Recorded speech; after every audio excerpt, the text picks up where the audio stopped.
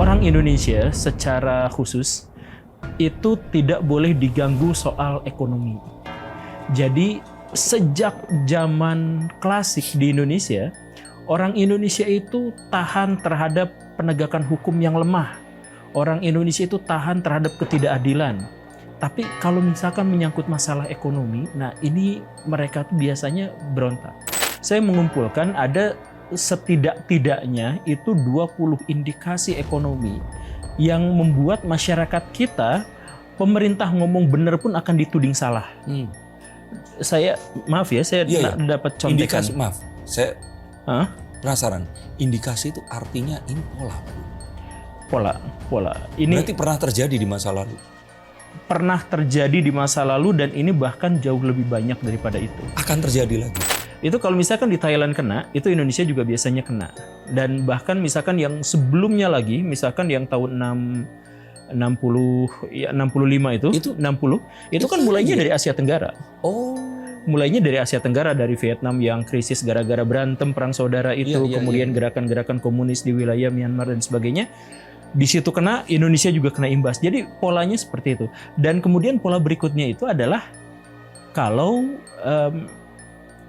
kejadiannya di bulan Maret.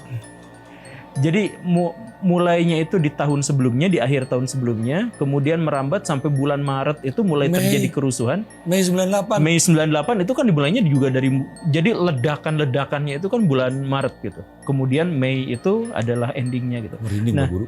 Iya, jadi oposisi Pak Guru kan pro terhadap gerakan mahasiswa. Kenapa malah menuding mahasiswa itu ditunggangi?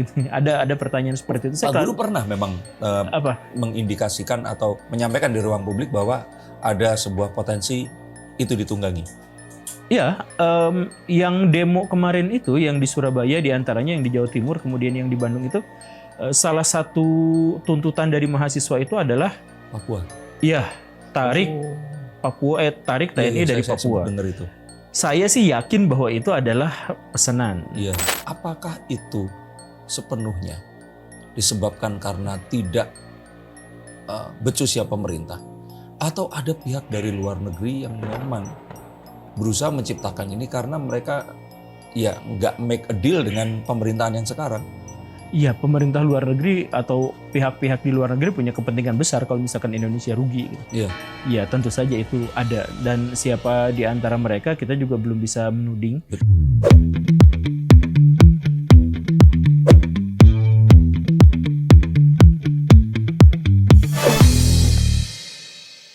Saya menghubungi Pak Guru Gembul. Itu artinya ada satu hal yang darurat yang saya perlu tanyakan. Dan saya di kartu-kartu saya dan konten-konten saya takut dan sangat waspada akan sebuah potensi adanya upaya untuk, bukan artinya saya mengatakan akan ada makar, tapi kok sepertinya tanda-tandanya ada sebuah upaya untuk menggulingkan pemerintahan yang sah saat ini. Dan ini sesuatu yang bukan main-main. Maka dari itu, izinkan saya sekali lagi menyambut Guru Gembul untuk berdiskusi di sini. Pak Guru, punten ya Pak. Saya kalau kangen itu artinya sudah banyak pertanyaan ingin ditanyakan. Tapi disclaimer di sini, karena kita tahu bahwa Pak Guru ini seorang penggiat masyarakat yang berhubungan dengan banyak hal. Tapi memang akhir-akhir ini karena dinamika kehidupan berbangsa bernegara yang memang rekat sekali dengan pergeseran politik yang ada. Pak Guru pun saya lihat akhir-akhir ini memang ketemu dengan banyak pihak yang baik ada dari sisi pemerintahan maupun dari sisi yang sebaliknya. Nah makanya dari situ saya ingin mendapatkan gambaran yang harapannya netral, tapi terutama itu tadi Pak, bukan mengkonfirmasi ketakutan, tapi harapannya malah semoga ketakutan itu nggak terjadi Pak Guru. Nah, disclaimer-nya adalah karena saya ini konten-konten saya itu seperti bazar pemerintah, Pak Guru. Dan saya di sini ingin katakan bahwa saya ini sesuatu yang saya terpaksa bongkar di sini juga. Pak Guru ini setiap kali datang itu nggak pernah menerima bayaran apapun. Saya terima kasih untuk itu, tapi itu menunjukkan bahwa apapun ini sesuatu yang sangat penting. Pun juga saya nggak pernah menerima bayaran dari pemerintah, Pak Guru. Bahkan partner saya di bisnis YouTube ini mengatakan Nah kalau resikonya sama kayak buzzer, kenapa nggak sekalian aja seperti itu? Tapi gini Pak Guru, intinya adalah yang ingin saya tanyakan. Apakah memang ada orang-orang juga yang seperti saya, yang artinya di sini bukan setuju dengan semua yang dikatakan oleh pemerintah, tapi maksudnya itu salah nggak sih untuk masih percaya kepada pemerintah dan masih menunggu paling nggak sampai akhir tahun ini untuk ya sudahlah, kamu mau apa silahkan. Tapi kalau sampai akhir tahun ini ternyata nggak bisa menyelesaikan, nah baru saya akan ikut bergabung dengan teman-teman yang ada di barisan ini tadi. Tapi saat ini saya kayak masih, ini baru mungkin 200 hari belum ya? Belum. Kayak saya ingin kayak ngasih dulu, ya sudahlah yuk. Kalian mau apa sih dengan kesalahan-kesalahan yang ada, penangkapan koruptor dan sebagainya. Saya masih berusaha untuk secara objektif menghitung itu. Salah nggak sih orang-orang seperti saya ini Pak Guru? Tidak salah Pak, cuman tidak banyak yang begitu. Jadi sebenarnya masalah di Indonesia itu sekarang itu mungkin yang Bapak maksud itu adalah kepercayaan publik terhadap pemerintah itu semakin lama semakin turun. Betul. Sedangkan Pak Denny dalam hal ini masih berusaha untuk mencari celah-celah optimisme bahwa bagaimanapun ya ini adalah masa transisi dan sebaiknya kita memberikan kepercayaan kepada pemerintah 1-2 periode ke depan, bukan periode masa jabatan. Tapi misalkan 1-2 kurun berikutnya, semoga keadaannya makin membaik. Kan seperti itu. Tapi nah itu, Bapak tidak salah dan setiap orang juga tidak ada masalah untuk bisa memiliki gagasan, pendapat, reaksi sendiri terhadap terhadap fenomena ada gitu di Indonesia. Cuman gini, orang Indonesia secara khusus itu tidak boleh diganggu soal ekonomi.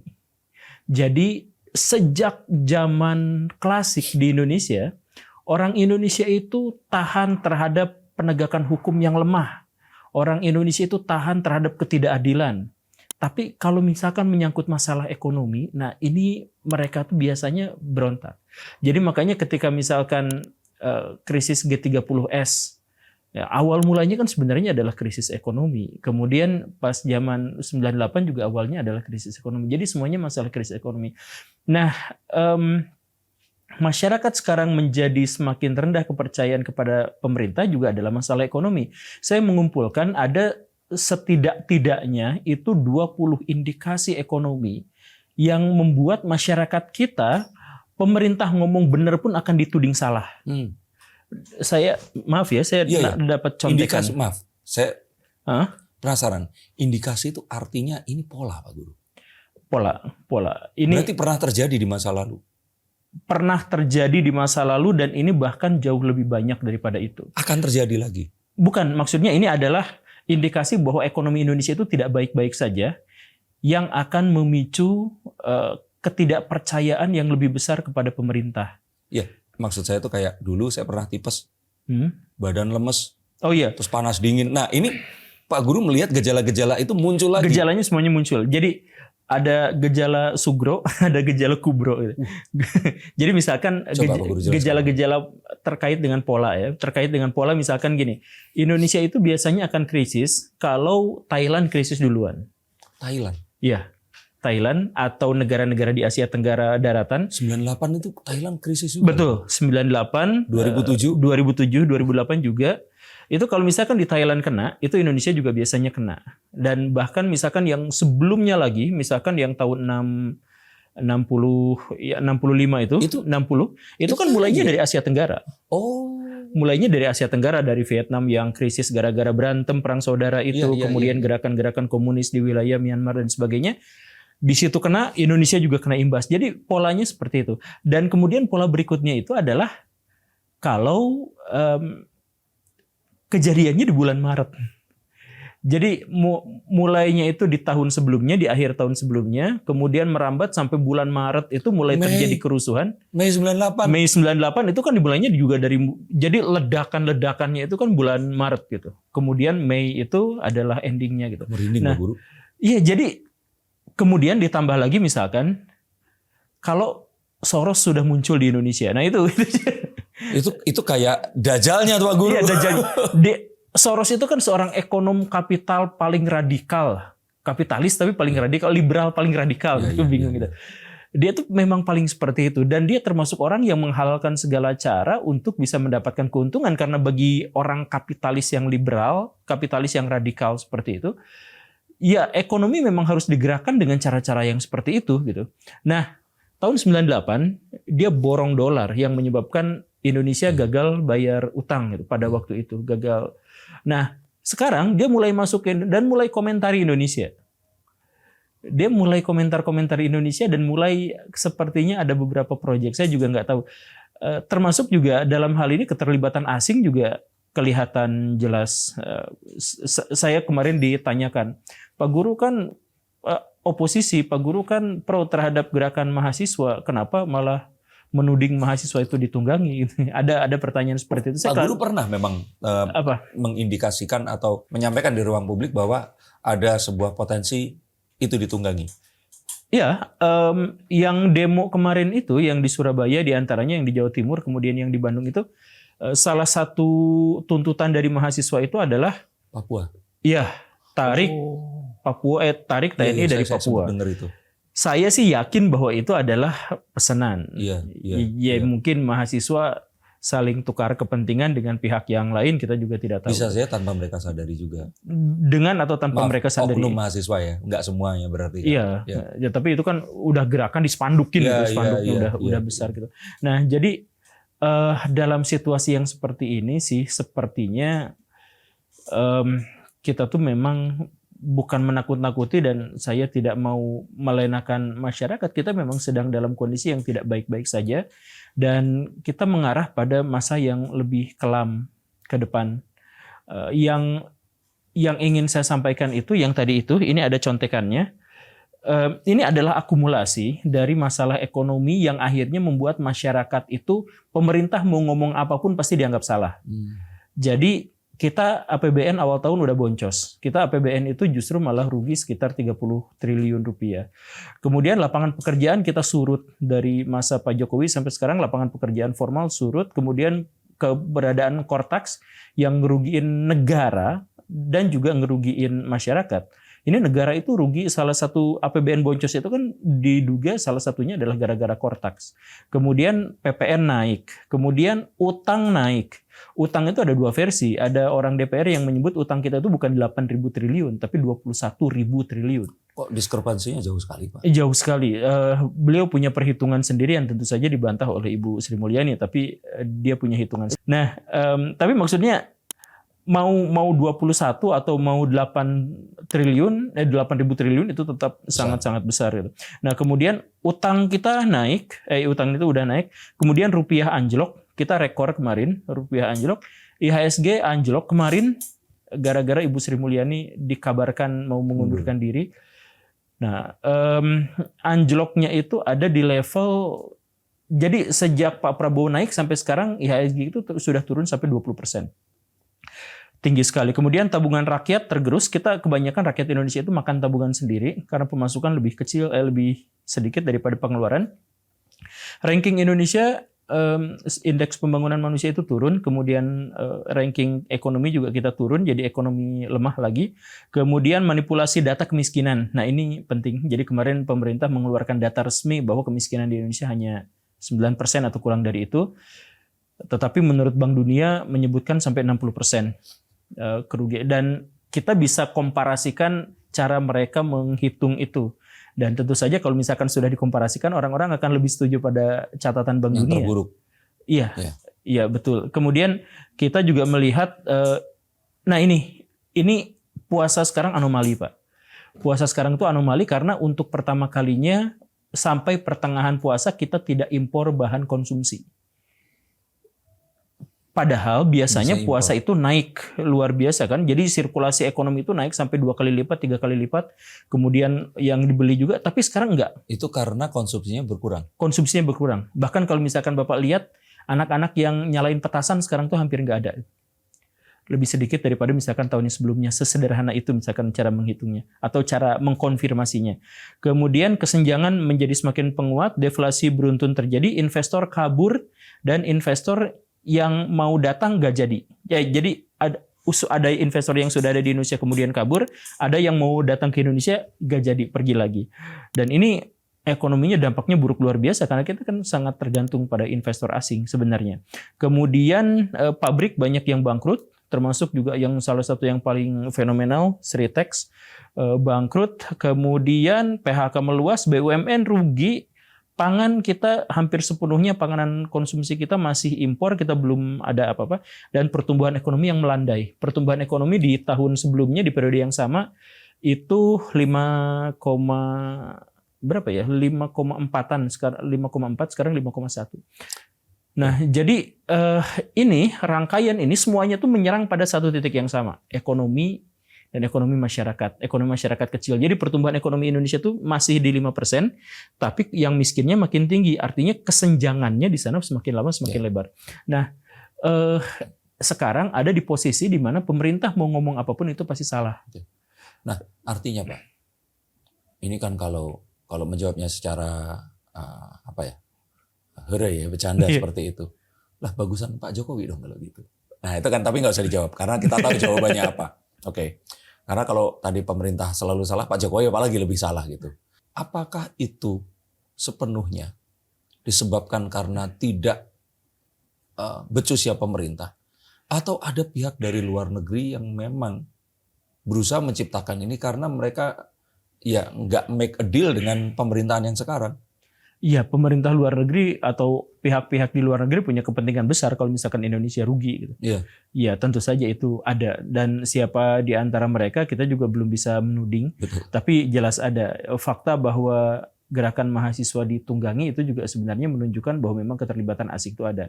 Bahwa kemudian beberapa media di Indonesia yang menjadi oposisi di Indonesia ternyata juga memiliki hubungan dan akses yang sangat kuat dengan media-media di luar, itu juga jelas clear sekarang. Jadi ya kalau misalkan dari luar jelas ada, tapi yang membuat ekonomi Indonesia tidak baik-baik saja dan pemerintah itu seakan tersalahkan, itu karena kita tuh menjadi pemerintah yang sekarang itu adalah pemerintahan akumulasi.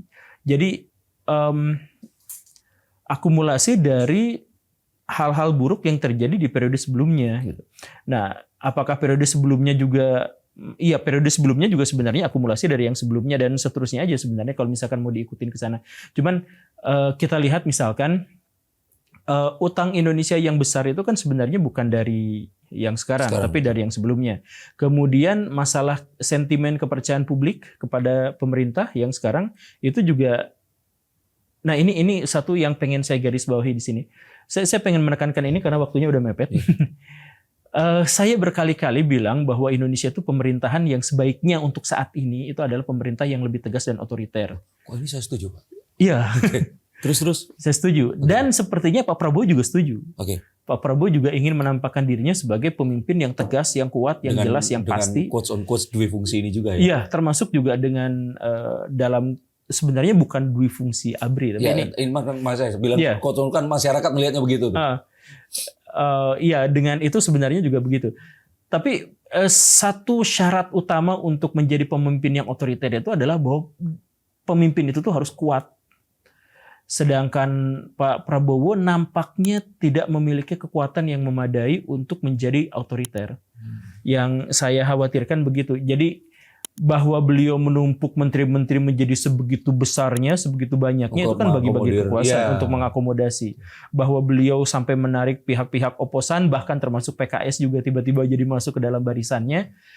Itu di satu sisi itu menunjukkan bahwa beliau lemah, membutuhkan banyak dukungan. Tapi ini beresiko yang sangat besar karena orang-orang yang dia rekrut sebagai bagian dari koalisi itu punya kepentingan masing-masing. Itu sekarang mungkin aja menggembosi di belakang yang kita nggak tahu obrolan mereka di belakang apa gitu. Nah, akhirnya apa Pak Prabowo itu, dan sekarang bisa kita cek gitu ya, banyak sekali keputusan-keputusan yang akan ditarik lagi, keputusan-keputusan yang ditarik lagi atau akan ditarik lagi, termasuk yang UU TNI ini kayaknya bakal ditarik lagi. UU TNI yang kemarin di RU kan, yang sudah disahkan, ini akan ditarik lagi. Akan ditarik lagi. Jadi gerakannya udah kelihatan jelas dan ini A1 loh Pak, maksudnya saya belum pernah dengar ini, tapi ada ramalan menuju ke sana ya. Iya, saya bisa meramal sekarang di sini ketularan. Oke. Tapi maksudnya sederhananya gini Pak. Jadi keputusan DPR untuk mensahkan RUU menjadi UU itu sebenarnya bisa dibatalkan di Mahkamah Konstitusi. Betul. Nah, Dan kan sudah ada anak-anak UI yang Iya betul. ya. Dan anak-anak kemarin itu juga anak-anak UI juga sekarang sudah menuntut ke MK. Dan MK itu sidangnya terbuka. Oke. Dilihat di ruang publik, Iya. kelihatan semuanya. Baik. Ada indikasi bahwa nanti wartawan juga akan menyiarkan secara live. Gitu. Oke. Mungkin seperti itu. Oke. Nah, alasan DPR kemarin sembunyi-sembunyi untuk mensahkannya adalah untuk menghindari kecemasan publik dan Betul. serangan publik. Betul. Sekarang publik itu diberikan akses seluas-luasnya terhadap rapat itu. Oke. Jadi publik nanti akan melihat siapa orang anggota DPR ini yang ngotot, siapa ini yang ngotot, dan gak akan ada orang-orang yang berani di situ. Dan kayaknya itulah yang akhirnya ya sudahlah nyerah lagi, UU-nya kayaknya akan ditarik lagi. Lah Pak, kalau itu ditarik Pak, berarti banyak keputusan Pak Prabowo yang akan ditarik juga.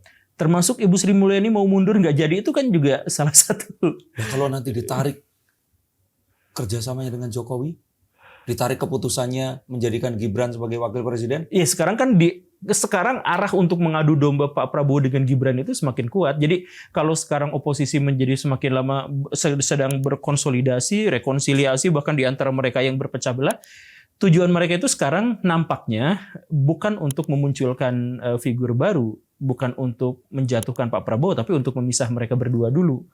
Jadi serangannya mungkin akan diarahkan ke situ. Pak Prabowo tetap jadi figur, tapi Gibrannya mungkin akan dihilangkan. Kemudian ya kedekatan dengan Pak Jokowi juga kayaknya akan direnggangkan. Dan itu diakui sendiri oleh Pak Prabowo kan. Pak Prabowo bilang bahwa ada upaya untuk Betul.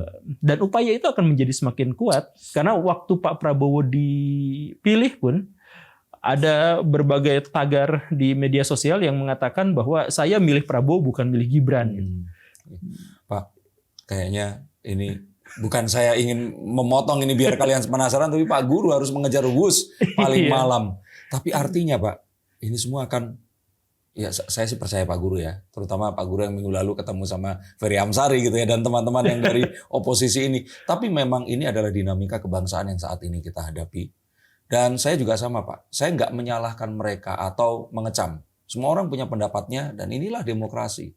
Cuman memang seharusnya kita memiliki demokrasi yang lebih Pancasila untuk bisa mengakomodir dan membicarakan dengan lebih baik. Tapi terima kasih Pak Guru. Dan saya berharap Pak, jadi saya selalu berpikir bahwa tanda-tanda bahwa Indonesia tidak baik-baik saja itu semakin lama semakin menguat dan mungkin akan ada guncangan-guncangan yang besar, tapi kita berharap bahwa semoga kita bisa melewati dengan baik dan semoga guncangan itu tidak menghasilkan sesuatu yang lebih buruk lagi. Ya, transisinya semoga akan baik kalau memang harus ada ya Pak ya. Iya, semoga tidak ada lah. Semoga ada jalan kompromi yang lebih menyenangkan di antara orang-orang di atas sana. Jadi ternyata kalian tahu dan terbongkar bahwa guru ramal saya adalah sebenarnya guru gembul.